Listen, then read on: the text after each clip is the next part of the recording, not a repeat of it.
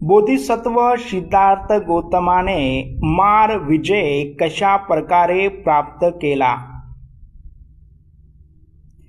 बोधिसत्व सिद्धार्थ निरंजना नदीच्या काठी निर्वाण प्राप्तीसाठी मोठ्या उत्साहाने ध्यान करीत असताना मार तेथे आला व त्यांना परावृत्त करण्याचा आटोकाट प्रयत्न करू लागला. बोधिसत्व सिद्धार्थाने माराला पुढील प्रमाणे उत्तर दिले. हे मार,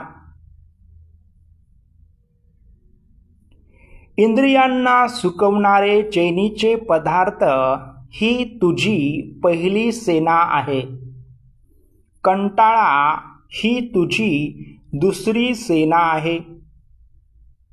भूक आणि तहान ही तुझी तिसरी सेना आहे. विषय वासना ही तुझी चौथी सेना आहे. आळस ही तुझी पाचवी सेना आहे.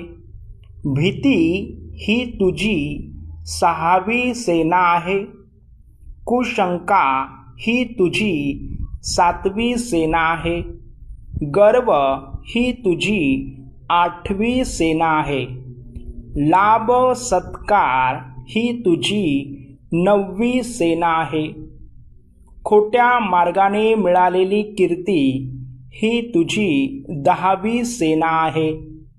या कीर्तीच्या योगाने मनुष्य आत्मस्तुती आणि परनिंदा करीत असतो.